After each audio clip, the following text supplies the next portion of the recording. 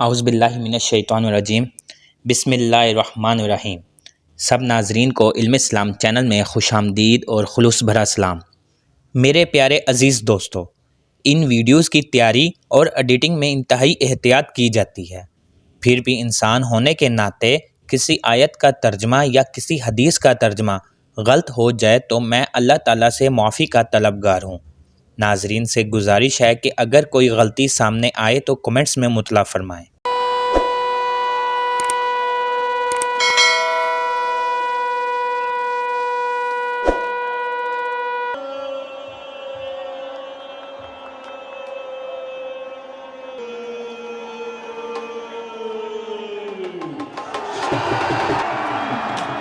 آج میں آپ کو سندھ طاس معاہدہ کیا ہے اور پہلگام حملہ پر دو الگ الگ معلومات سے آگاہ کروں گا، اور اس پر ہونے والے ایشیائی خطے پر کیا اثرات مرتب ہو رہے ہیں۔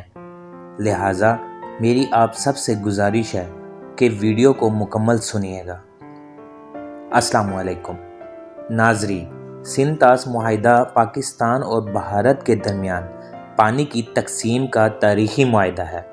آج ہم بات کریں گے کہ ایک ایسے معاہدے کی جس نے برصغیر کی تقسیم کے بعد پانی کے بحران کو روکنے میں کلیدی کردار ادا کیا ہے۔ جی ہاں، ہم بات کر رہے ہیں سندھ طاس معاہدے کی۔ 1947 عیسوی میں برصغیر کی تقسیم کے بعد پاکستان اور بھارت دو آزاد ریاستیں بنیں، لیکن ان کے درمیان کئی مسائل کھڑے ہوئے۔ ان میں سے ایک سب سے اہم مسئلہ پانی کی تقسیم کا تھا۔ پنجاب کے دریا بھارت کے زیر انتظام کشمیر سے نکلتے تھے اور پاکستان کی زراعت ان دریاؤں پر انحصار کرتی تھی۔ معاہدے کا آغاز 1951 عیسوی میں ورلڈ بینک نے دونوں ممالک کو مذاکرات کی میز پر لانے کا کردار ادا کیا۔ کئی سال کی بات چیت کے بعد آخر کار 19 ستمبر 1960 عیسوی کو پاکستان کے صدر اور بھارت کے وزیر اعظم نے سندھ طاس معاہدے پر دستخط کیے۔ اس معاہدے کے تحت تین مشرقی دریا ستلج، راوی اور بیاس بھارت کو دیے گئے، جبکہ تین مغربی دریا سندھ، جہلم اور چناب پاکستان کے حصے میں آئے۔ معاہدے کے تحت بھارت کو بھی کچھ مخصوص مواقع پر مغربی دریاؤں سے پانی کے محدود استعمال کی اجازت دی گئی، جیسے پن بجلی، زراعت وغیرہ۔ معاہدہ عالمی قوانین کی روشنی میں ایک کامیاب ماڈل سمجھا جاتا ہے۔ بھارت اور پاکستان کے درمیان کشیدگی کے باوجود یہ معاہدہ آج تک بڑی حد تک قائم ہے۔ پاکستان کا موقف ہے کہ بھارت کچھ منصوبوں کے ذریعے معاہدے کی خلاف ورزی کر رہا ہے، جیسے بگلیار اور کشن گنگا ڈیم۔ بعض ماہرین کے مطابق بھارت آبی جارحیت کے ذریعے پاکستان پر دباؤ ڈالنے کی کوشش کر رہا ہے۔ سندھ طاس معاہدہ ایک تاریخی اور اہم دستاویز ہے جس نے دونوں ممالک کو پانی کے معاملے پر ایک فریم ورک دیا۔ اگرچہ مسائل موجود ہیں، مگر یہ معاہدہ آج بھی جنوبی ایشیا کے پانی کے امن کی بنیاد ہے۔ میرے پیارے عزیز دوستو، پہلگام حملہ کشمیر میں بڑھتی کشیدگی کا ایک اہم مظہر ہے۔ پہلگام حملے جو کشمیر کے پرامن علاقے میں ہونے والا ایک افسوسناک واقعہ ہے۔ یہ واقعہ بھارتی زیر انتظام کشمیر کے ضلع میں سیاحتی مقام پہلگام کے قریب پیش آیا۔ حملے میں بھارتی فوج یا نیم فوجی دستوں کو نشانہ بنایا گیا، جس میں کئی اہلکار ہلاک اور زخمی ہوئے۔ حملہ گھاٹ لگا کر کیا گیا تھا۔ حملہ آوروں نے پہاڑی علاقے میں چھپ کر فائرنگ کی۔ حملے کے بعد بھارتی فوج نے سرچ آپریشن شروع کر دیا گیا۔ بھارتی حکومت نے اس حملے کا الزام پاکستان پر عائد کیا، جیسا کہ ماضی میں ہوتا آیا ہے۔ پاکستان نے ان الزامات کو مسترد کیا اور کہا کہ کشمیر کے اندرونی حالات بھارت کی اپنی پالیسیوں کا نتیجہ ہیں۔ حملے کے بعد خطے میں سیکیورٹی سخت کر دی گئی ہے۔ سیاحت متاثر ہوئی کیونکہ پہلگام ایک مشہور سیاحتی مقام ہے۔ اقوام متحدہ اور انسانی حقوق کی تنظیم نے کشمیر میں جاری تشدد پر تشویش کا اظہار کیا۔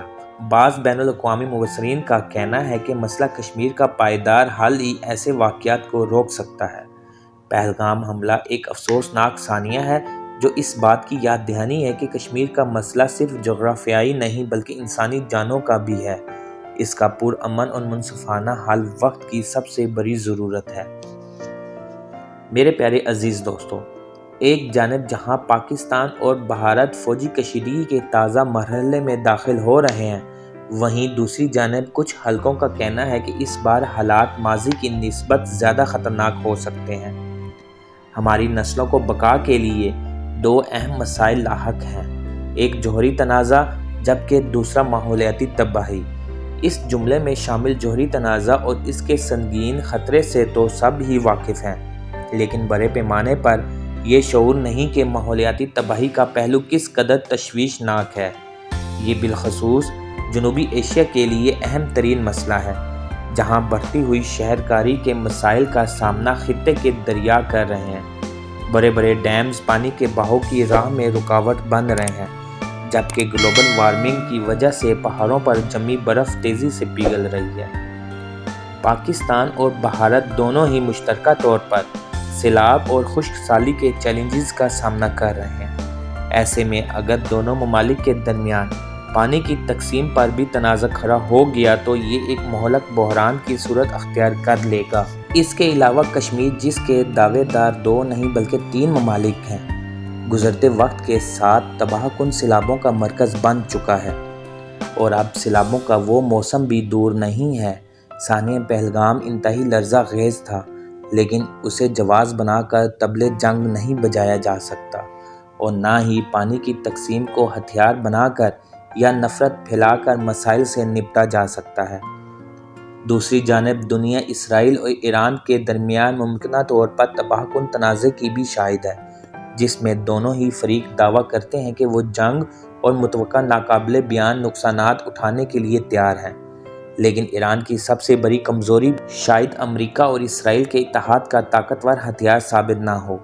تجزیہ کاروں کا کہنا ہے کہ ایران کے پاس اتنی عسکری قوت ہے کہ وہ اپنے روایتی ہتھیاروں سے اسرائیل کو بھاری نقصان سے دوچار کر سکتا ہے، مگر ایران کا وہ سب سے بڑا مسئلہ جس پر بہت کم ہی بات کی جاتی ہے وہ اس کا اندرونی ہے۔ ایران پانی کے بحران کا شکار ہے۔ اگر امریکہ سے بات چیت کے ذریعے امن قائم ہو جاتا ہے تو ایران کی قیادت کو اس سنگین بحران سے نبرد آزما ہونا ہوگا، کیونکہ یہ ایک بڑی سیاسی پریشانی کا باعث بنا سکتا ہے۔ دریائے ہیلمند پر افغانستان کے ساتھ بھی تنازع اپنی جگہ برقرار ہے۔ پانی کی قلت کی وجہ سے اندرونی خانہ ہجرتیں دیکھنے میں آئی ہیں، اور لوگ شمالی صوبوں اور تہران کے ارد گرد شہروں میں منتقل ہو رہے ہیں۔ 1980 کی دہائی میں فارسی نژاد بھارتی سفارتکار اکبر خلیلی تہران سے دلی جا رہے تھے کہ جب انہوں نے دبئی کے لیے ایک تبصرہ کیا جو ہمہ وقت مضحکہ خیز اور سخت تھا۔ انہوں نے کہا، تم اس پانی کی معیشت والے ملک میں کیا کر رہے ہو؟ اکبر خلیلی مذاق کر رہے تھے، لیکن ساتھ ہی وہ یہ بھی بتا رہے تھے کہ کس طرح قدیم تہذیبیں جیسے ایران اور بابل قدرتی پانی کے ذخائر کے ارد گرد آباد ہوئی تھیں۔ ماضی میں پانی پر تنازعات ہوتے رہے ہیں۔ ایران اور عراق کے درمیان بھی شط العرب پر تنازع رہ چکا ہے۔ اسرائیل نے 1967 میں عرب فوجوں کو شکست دے کر اپنی پانی کی ضروریات کو پورا کیا، اور اس کے بعد شام کے گولان ہائٹس تک اپنا قبضہ پھیلایا، جو کہ پانی کے وسائل سے مالا مال سمجھا جانے والا خطہ ہے۔ نوم چومسکی نے اپنی کتاب میں کہا، اگرچہ ایٹمی حملے کے بعد جوابی کارروائی ضروری ہو جاتی ہے، لیکن ماحولیاتی تباہی تو آتی ہی اسی وجہ سے ہے کہ ہم انسان اپنی خود ساختہ ماحولیاتی تبدیلی کو روکنے کے لیے کچھ نہیں کرتے۔ وہ مزید کہتے ہیں کہ مسائل کو نظر انداز کرنا تو محض صرف ایک پہلو ہے۔ دیگر نقصان دہ وجوہات میں کاربن کے ذخائر کو نکالنے کے لیے انتہائی تکنیکوں کا استعمال، بائیو فیول کے لیے زرعی زمینوں کا خاتمہ، ڈیمز کی تعمیر اور جنگلات کی تباہی شامل ہے، جو کہ کاربن جذب کرنے میں اہم کردار ادا کرتے ہیں۔ بدقسمتی سے پاکستان اور بھارت یہ تمام کام کر رہے ہیں۔ گویا گلیشیئرز پگھلنے کا بحران ہمارے لیے کافی نہیں تھا، جو اب ہمیں پانی کو بطور ہتھیار استعمال کرنے اور بین الاقوامی معاہدے کی خلاف ورزی جیسے مسائل سے بھی نمٹنا ہوگا، جس سے خطہ مزید غیر مستحکم ہوگا۔ ہمیں اپنی بقا کو لاحق مسائل سے مل کر مقابلہ کرنا ہوگا اور نئے مسائل پیدا کرنے کے بجائے وجودی مسائل کے حل تلاش کرنا ہوں گے۔ یہ کہنا تھا پاکستان کی مایہ ناز ماہر ماحولیات عائشہ خان کا، جو ایکس پر بھارت کی جانب سے سندھ طاس معاہدے کی معطلی اور پاکستان سے تعلق رکھنے والے پانی کا رخ موڑنے کے بھارتی مذموم ارادے کے حوالے سے تبصرہ کر رہی تھی۔ خوش قسمتی سے اگر بھارت یہ مذموم ارادہ رکھتا بھی ہے تو مستقبل قریب میں ایسا ہونے والا نہیں۔ رد عمل کے طور پر پاکستان نے بھارت کو خبردار کر دیا ہے کہ پاکستان کے پانی کا رخ موڑنے کی اگر کوئی بھی کوشش کی گئی تو اسے اعلان جنگ سمجھا جائے گا۔ ابھی کے لیے بھارت کی دھمکی صرف نظریاتی ہے۔ اس پر اتنی لاگت اور وقت صرف ہوگا کہ بھارت کو اپنی دھمکی کو حقیقت کا روپ دینے میں کم از کم 2 دہائیوں کا وقت لگے گا۔ اسی دوران دونوں فریق اگر مذاکرات کی میز پر واپس آتے ہیں تو امن کے قیام کے لیے ایک اور موقع مل سکتا ہے۔ پاک بھارت موجودہ کشیدگی کا ایک اور پریشان کن پہلو یہ بھی ہے کہ دونوں فریق اپنی دشمنی میں مذہب کا استعمال کر رہے ہیں۔ دیگر جنگی علاقوں میں جو کچھ ہو رہا ہے، پاکستان اور بھارت کی صورتحال اسی سے مماثل ہے۔ ایک حریف مشتعل ہے جبکہ دوسرا تیاری کر رہا ہے۔ پہلگام میں 26 ہندو سیاحوں کے بے رحمانہ قتل، جن کے حوالے سے دعویٰ کیا جا رہا ہے کہ انہیں مسلمان حملہ آوروں نے نشانہ بنایا۔ بھارت سے بدلہ لینے کی آوازیں بلند ہو رہی ہیں۔ اسی اثنا میں وہ بھارت میں مقیم مسلمانوں اور پاکستان کے ساتھ یکساں رویہ اختیار کیے ہوئے ہیں۔ پاکستان میں کچھ حلقوں نے دعویٰ کیا ہے کہ ہندو اور مسلمان پرامن انداز میں ساتھ نہیں رہ سکتے۔ اگر یہ واقعی سچ ہوتا تو قائد اعظم کبھی بھی پنجاب اور بنگال کی تقسیم کی سختی سے مخالفت نہ کرتے۔ انہوں نے تصور کیا تھا کہ جس ملک کا خواب انہوں نے دیکھا ہے، اس میں ان خطوں میں آباد غیر مسلمانوں کو پاکستان کا مساوی شہری سمجھا جائے گا۔